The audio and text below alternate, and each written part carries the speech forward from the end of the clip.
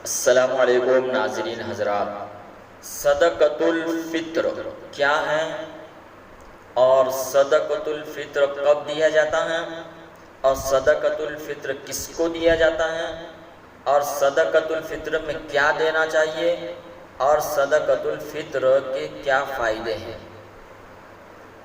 تو صدقۃ الفطر واجب ہیں اور ہر اس شخص پر جس پر زکوٰۃ واجب ہے، بلکہ اللہ کے نبی صلی اللہ علیہ وسلم نے فرمایا کہ صدقۃ الفطر ادا کرے بچہ، بوڑھا، جوان، مرد، عورت، غلام، آزاد،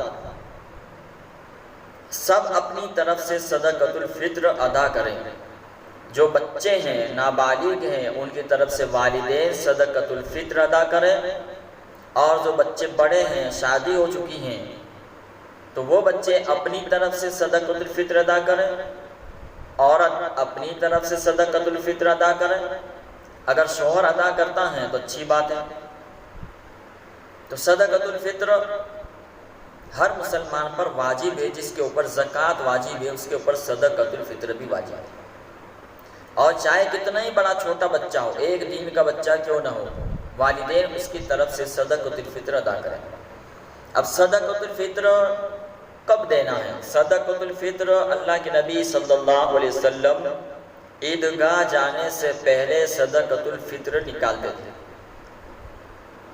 لیکن اگر عید جانے سے پہلے، اگر اس سے ایک دن، چند دن پہلے اگر صدقۃ الفطر نکال دیا جائے تو اس سے غریبوں کی خوشی کے اندر بھی اضافہ ہو جائے اور وہ بھی اس عید جیسی خوشی کے اندر شامل ہو سکے۔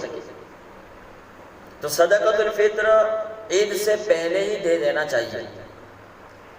اب صدقۃ الفطر میں کیا دینا ہے؟ تو صدقۃ الفطر کے اندر آتا ہے گیہوں، جو، کشمش یا چھوارے۔ اب ہر آدمی کے اعتبار سے، اگر آدمی غریب قسم کا آدمی ہے تو گیہوں کے اعتبار سے صدقۃ الفطر ادا کریں، 1.25 کلو گیہوں ایک آدمی کی طرف سے، جو ہمارے یہاں عام طور سے رواج ہے 2 کلو گیہوں کا صدقہ نکالا جاتا ہے۔ جو میڈیم قسم کے آدمی ہیں وہ گیہوں سے صدقۃ الفطر نکالیں، اور جو مالدار قسم کے آدمی ہیں وہ کشمش سے، چھوارے سے یا جو سے۔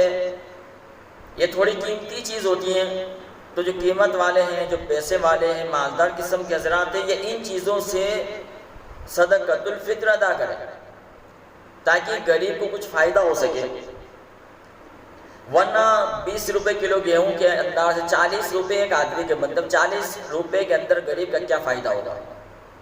اب کشمش ہے، چھوارے ہیں، تو کم سے کم 250-300 روپے تک کا 2 کلو ہو جاتا ہے، تو کم سے کم اس کے کچھ فائدہ ہو جائے۔